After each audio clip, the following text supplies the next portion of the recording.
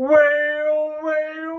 if it ain't good old Tito with another hot toilet take, yeah, you know Tito is back better than ever after having a glorious birthday weekend. My, oh my, Tito celebrating number 41. Oh yeah, number 41, but number one in your hearts, and you love it, and I love it too. And you know, Tito was out and about on Saturday night celebrating his birthday. Had a bunch of fans come up approaching Tito about his hot, steamy toilet takes, talking about his expertise on the soccer field, all of his coaching that he takes part in, and obviously had the opportunity to watch the STL City, not baseball team, the STL City soccer team. What an embarrassment of an organization that has become.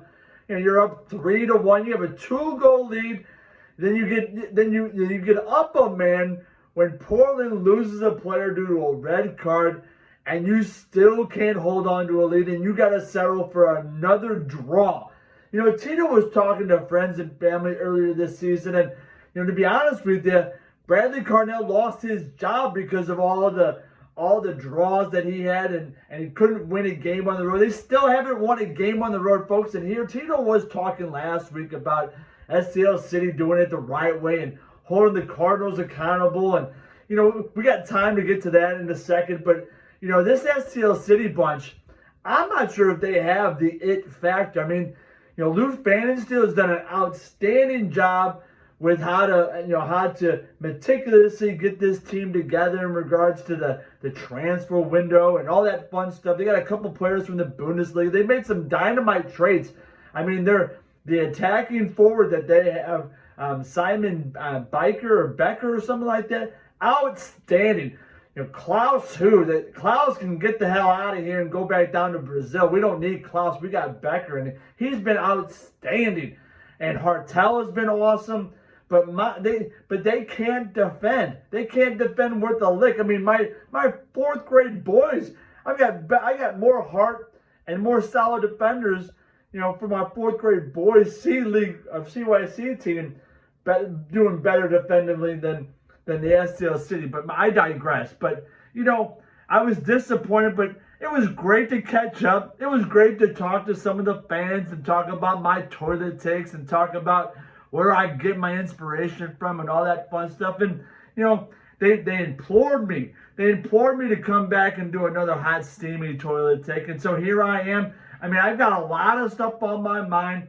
But top of mind for me right now is, it's not even a toilet take. Tito's a hot take artist, right? Tito is not short on takes. But this narrative that I'm seeing on YouTube and from other national media about the St. Louis Cardinals and the fan base.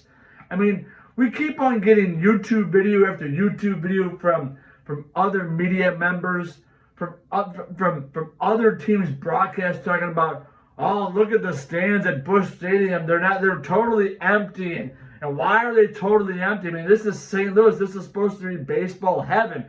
And they're kind of subtly holding the Cardinal fan base accountable. I mean, for what? I mean, what do you expect from the Cardinal Nation? I mean, you've had 4 or 5 years of complete lackadaisical, you know, ownership. Whether it's DeWitt, whether it's Bowtie, whether it's the Yes Man. I mean, if I can get serious for a second, you got people that don't want to spend their money on going to root for the Redbirds, and they have every right to do so. And it seems like now, like, people are, I don't know if they're turning their back to the fan base or not, but like these media members are like, oh yeah, the fans don't trust the ownership. They've completely rejected this organization. They haven't rejected nothing. I mean, the fact of the matter is, it probably costs a crap ton of money to go down there. It's dangerous down there. I'll say it. I live in St. Louis City. It's dangerous. But guess what? That's not the sole reason. There's still plenty of stuff to do downtown. But this Cardinal team is complete trash. They haven't done anything. They haven't developed young talent. They brought in old fuddy-duddy starters that they don't bring fans in the stands.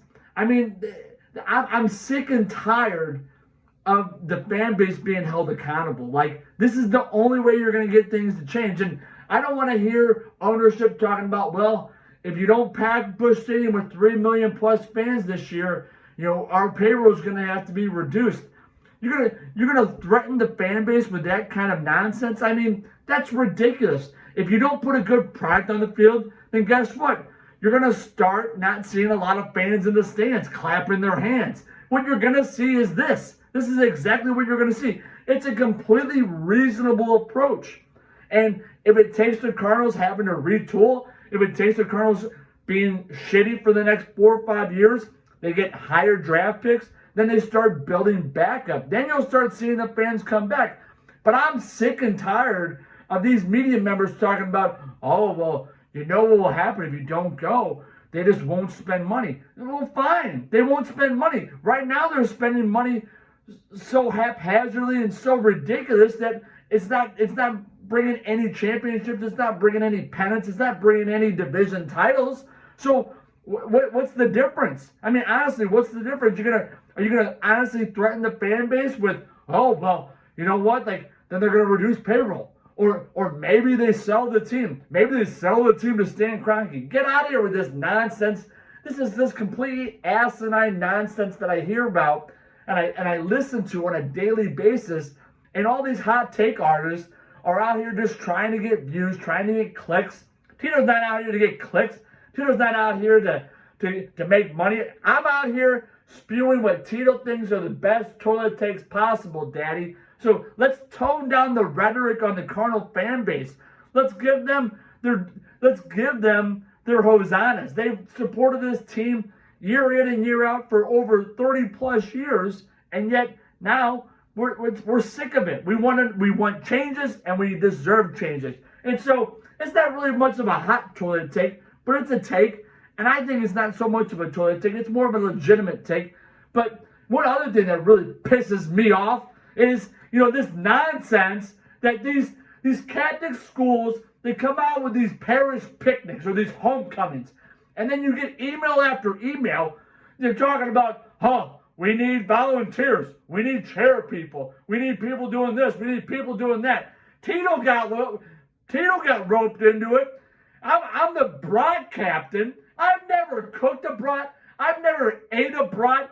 I don't know what the hell I'm doing, but yet somehow Tito's now the brat captain of this homecoming coming up at St. Joan of Arc because a couple dads, they don't have any other friends that they can do the brats or flip the brats or soak them in beer. So Tito's going to have to step in and show these people how to cook a real brat and how to eat a real brat, even though Tito's never done anything like this in my life.